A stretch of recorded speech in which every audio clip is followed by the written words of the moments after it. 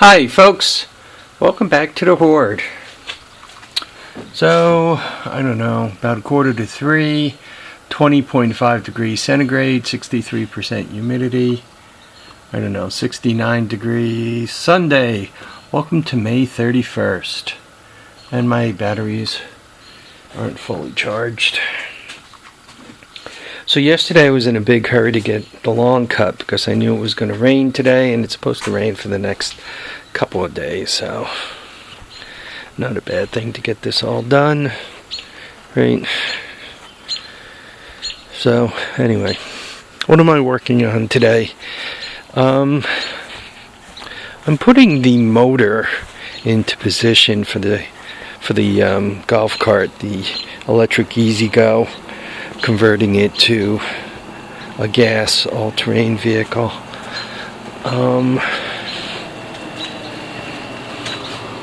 And let me show you what I got, other than this huge pile of stuff. First of all, it's kind of really hard to position an engine in here.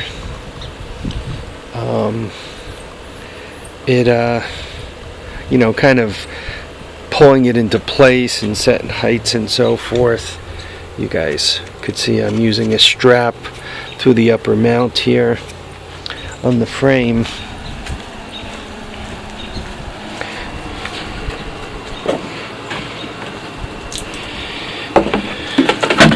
There's actually a bolt that goes between my two fingers, and picture it going right through the upper mount. If you note the way the angle of the engine there, it looks like I can kind of get a little bit more tilt out of it. I was also looking in from the back of where it's located, and you know, I was thinking my 200-pound butt's going to be sitting here, so it wouldn't be a bad thing to get the engine this way as much as possible. And then what I could do, quite honestly, is get the brake over here, get the sprocket more this way.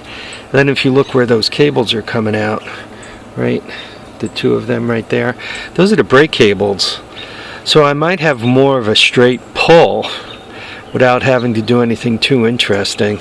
Getting the engine more that way also gives me greater flexibility from the top when it comes to using the pull starter, if I decide to use the pull starter.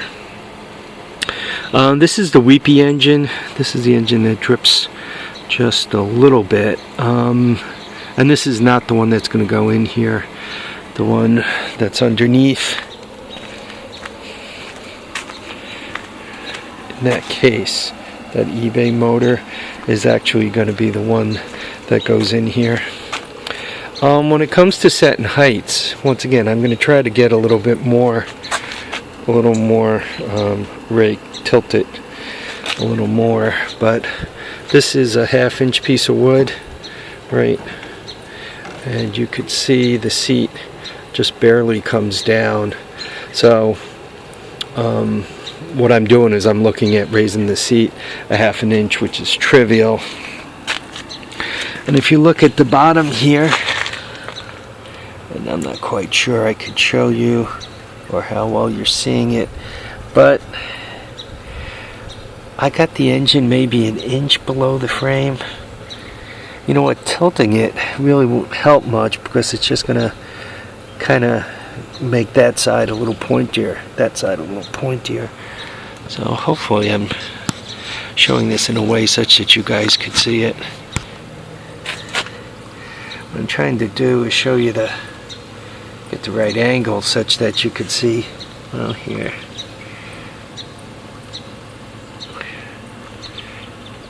Right, if I get the right angle, you can kind of see the far frame, the near frame, and the depth of the motor.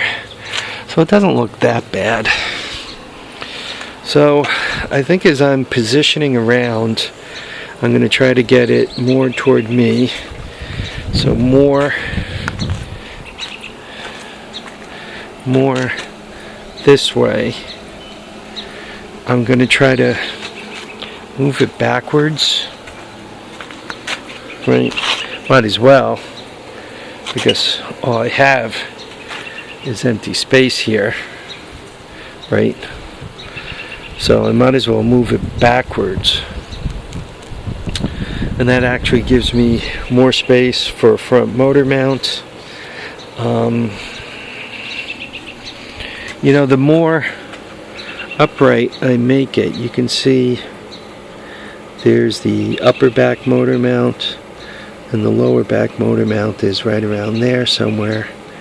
So the more upright I have it, right, the more I tilt it, the more that motor mount needs to be weird.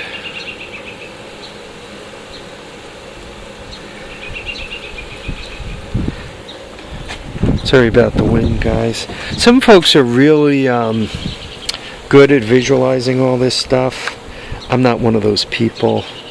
So I kind of have to like put it in place, take it apart, put it in place again, until I kind of,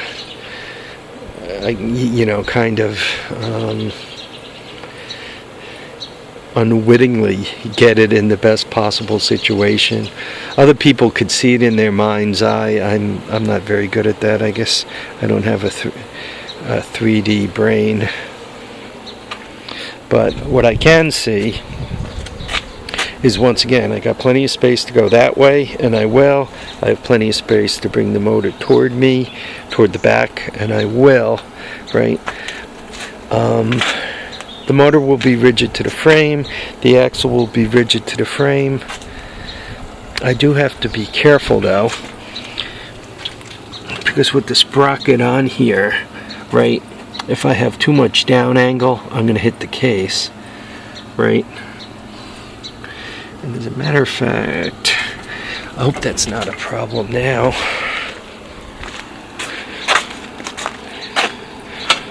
I need like 1,000 little straight edges.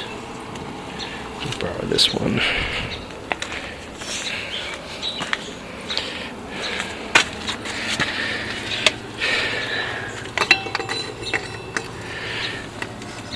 See, you can see the problem. I'm coming down at a pretty steep angle.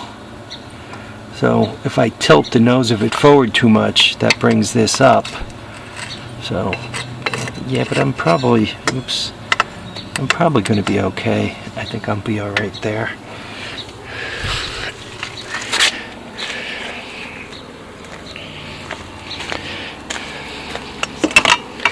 Okay, yeah, I'm just trying to picture how I'm going to put each piece in, what I'm going to hook up to, so to speak.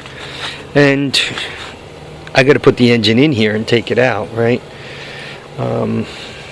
So the top motor mount, this motor mount, I'm probably going to have to put something removable between there and the other side.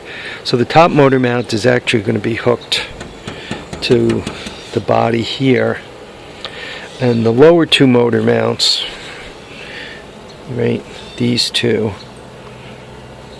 right, you guys can see the lower finger, the upper finger, right, they're going to be hooked to the frame and probably to the body here somehow,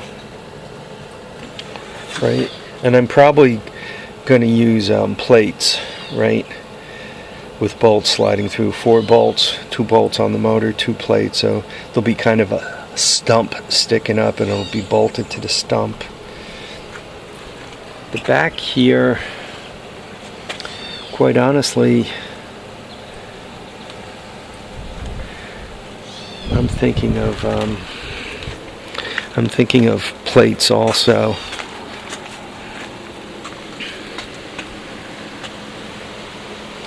Well, be nice if this one could bolt directly, be welded solid. Then up here, 1 bolt going through the motor, but maybe have this come up as a Y, come up, bolt here, bolt there.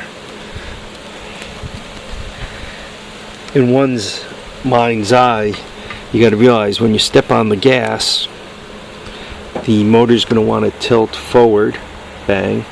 So I need a good stump in the front. In reverse, it's going to want to tilt backwards. But the engine also, depending on what I'm up to, is going to want to torque. So I'm going to have to take into account the lateral movement. Anyway, the reason why I made this video is so that if anybody has any thoughts, please share them. If anybody is planning a project like this, please realize what you're getting into. Fearless Front, Todd Christopher as he calls himself, he just smashed, he kept the rear end, he kept the stock rear end, which wow, for me is just about buried. I'm going to cut these trees back. He kept the stock rear end, though he did get rid of the back suspension, which makes his life a little easier. Then he went with direct drive. It looked like 1-to-1, give or take a little bit, and a torque converter, which, I don't know, that should probably give him about,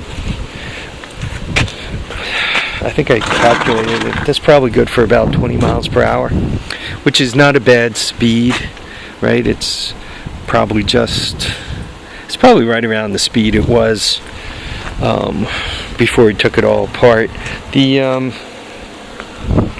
electric motors spin up at about 4,000 RPM.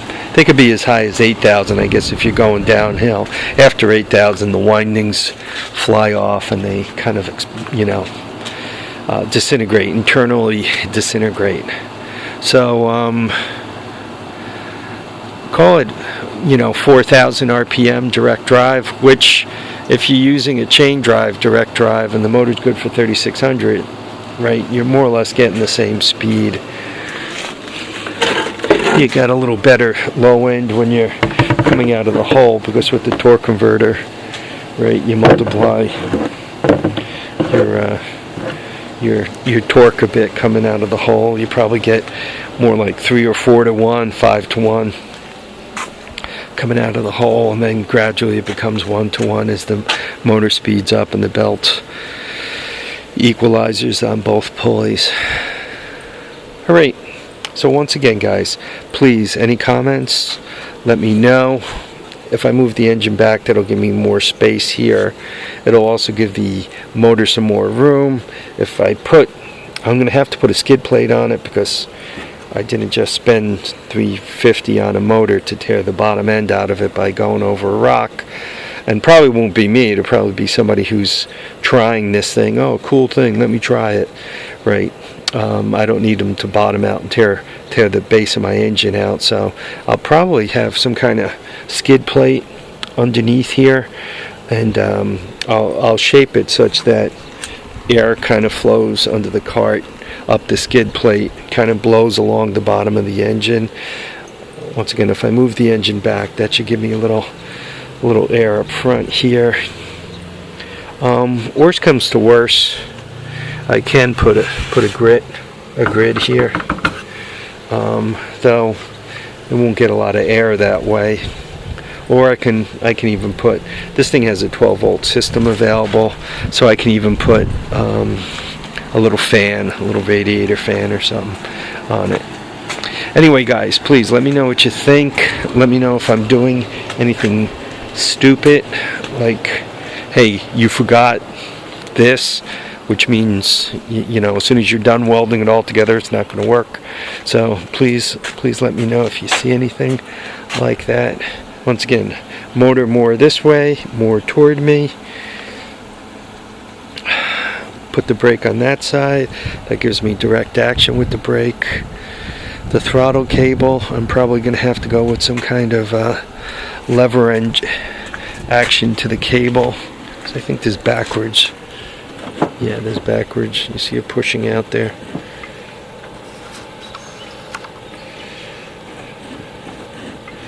So yeah, when I push down the pedal, it's backwards. So I'm going to have it go to a lever, and then get the other side of the lever and have that pull on a cable. Okay, folks, I want to thank you all for watching and commenting and subscribing. Remember to keep your feet down, keep your head up. I have to go to Ford in the morning, and then I should be able to have some time here. I already cut the grass and all, so hopefully I'll have some time to play with this thing. This project is starting to get old.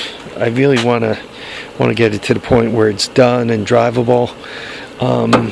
I've decided that thing